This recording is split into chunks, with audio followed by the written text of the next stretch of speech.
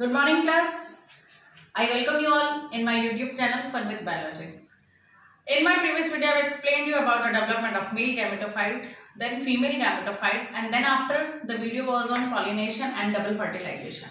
After just double fertilization, the post-fertilization events takes place. That is my today's topic. Today's topic is post-fertilization event, which is being followed just after the double fertilization, and in this four main events takes place. What are they? First event is development of endosperm. Second event, development of embryo. Third event, development of a seed. And the fourth event, development of a fruit. Let's see the first event which I am talking about, the development of endosperm. My dear friends, in my previous video I have explained you about each and everything is found in the embryo sac. At the embryo sac, three antipodal cells are there, which after fertilization they are degenerating. It means they become destroyed. After this, zygote will be formed and the synergic cell will also be degenerate. Now what happens then? This fusion will be taking place of male gamete and egg. A zygote will be formed, and this primary and polar nuclei and male gamete will be fused, and they will make a triploid primary endosperm nucleus. See this flow chart, so you will be able to know about it more clear. So if we are talking about the development of endosperm, so firstly we will see the primary endosperm nucleus will be formed, which is triploid, in which three nuclei are found, and this central cell will convert into the primary endosperm cell.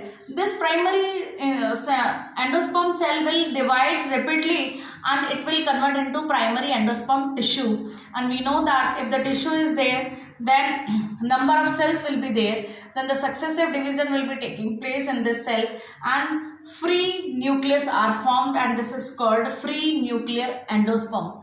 And in free, like this kind of condition is found, free nucleus will be developed, and around the nucleus cell wall formation takes place, and this free nuclear endosperm will convert into cellular endosperm, and this cellular endosperm is only called endosperm, which is being nourished by the embryo. See, this is the development of endosperm. After that, we have to go with the second event, that is called the development of embryo, which is taking place by the zygote. So when the fusion will be there, when the syngamy will be there, the zygote converts into embryo, and this embryo is basically different in in monocot and dicot in structure only. In starting stage it is same. How the starting stage develop, we will see that.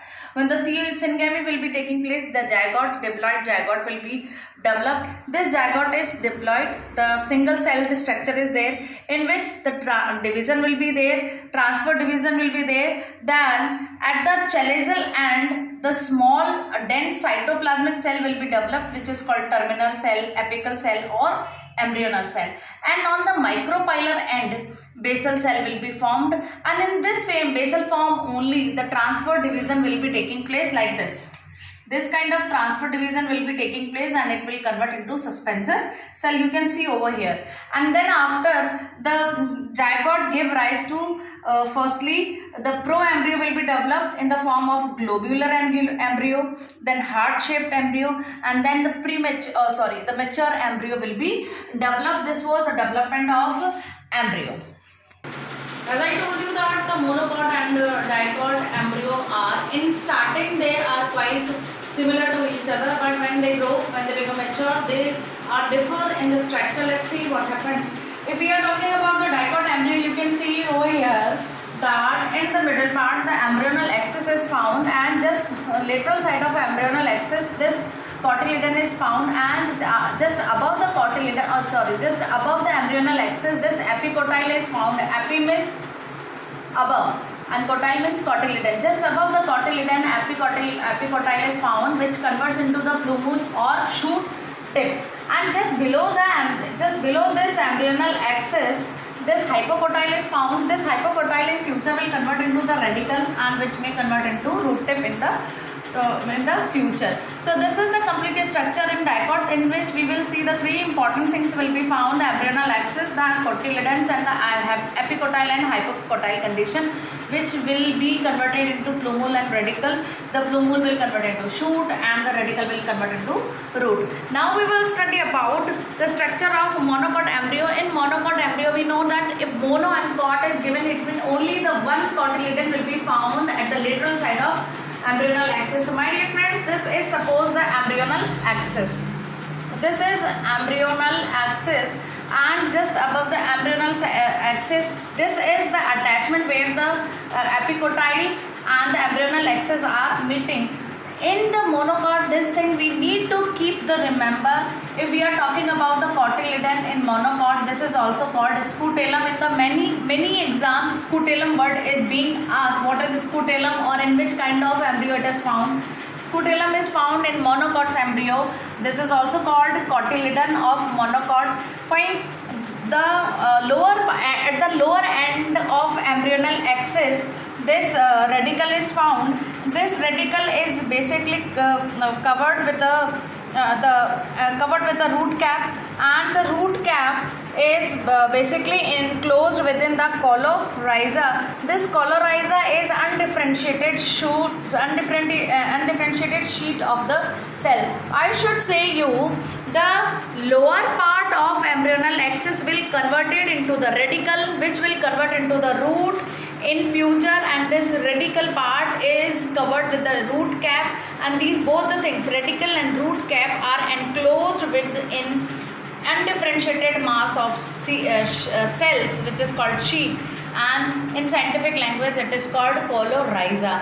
And the above part of embryonal axis, where the scutellum and embryonal axis are meeting, where the coleoptile is found, this coleoptile will convert into the plumule, and this plumule will make the shoot tip, and this shoot will convert into the stem. This was the structure of monocot. Fine. Now the development of seed we will see. If we are talking about the seed, the three things are found over there. The first thing is embryonal axis, second thing the cotyledon, and the third thing the integuments which are covering it. Fine. Now the embryonal axis, which is found in middle part, both the lateral side the cotyledons are found, which are keeping the reserve food in it, and it is the seed is covered with the two integuments. The outer covering is called testa, the inner covering is called tegument. It is the structure of seed which is found everywhere, and at the one end, this hole is found, which is called micropyle. This is required for the entry of water and oxygen. Fine. When we soak the gram P in the water, we will see that the water gets entered into it, and the seed will swells up.